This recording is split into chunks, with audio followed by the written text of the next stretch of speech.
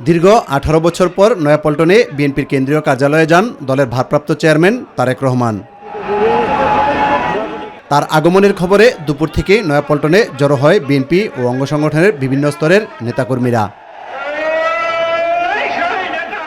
দলীয় কার্যালয়ে পৌঁছালে তারেক রহমানকে স্বাগত জানিয়ে স্লোগানে মুখরিত হয়ে ওঠে পুরো পল্টন এলাকা।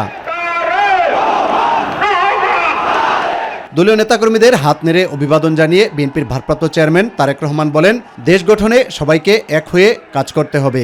কর্মসূচি যখন দিব ইনশাআল্লাহ আপনাদের সামনে তখন বক্তব্য রাখবো।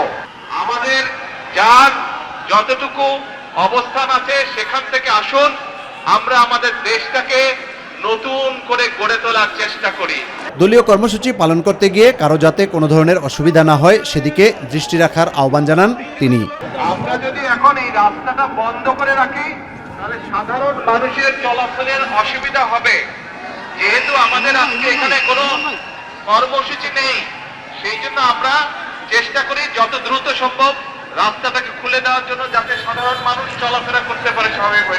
যার পক্ষে যতটুকু সম্ভব আমরা সচেষ্ট হই দেশের জন্য। কোথাও যদি রাস্তায় একটি কাগজ পড়ে থাকে, ময়লা হয়ে থাকে, দরকার হলে সেটাকে আমরা সরিয়ে দেব। এইভাবে ছোট ছোট করে কাজ করার মাধ্যমে আমরা দেশটাকে গড়ে তুলে আসুন। দল ও দেশের জন্য দোয়া চান বিএনপির ভারপ্রাপ্ত চেয়ারম্যান তারেক রহমান। সকলে ভালো থাকবেন ইনশাআল্লাহ, আমার জন্য দোয়া করবেন। দেশের যে খালেদা জিয়ার সুস্থতার জন্য দোয়া করবেন। আল্লাহ হাফেজ, বাংলাদেশ জিন্দাবাদ। দীর্ঘ 1.5 যুগ পর নয়াপল্টনে বিএনপির কেন্দ্রীয় কার্যালয়ে আসলেন দলের ভারপ্রাপ্ত চেয়ারম্যান তারেক রহমান। তার আগমনে উচ্ছ্বসিত দলীয় নেতাকর্মীরা।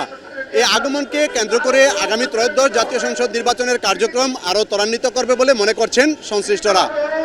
বিএনপির কেন্দ্রীয় কার্যালয় থেকে ইউসুফ আলী, মাই টিভি।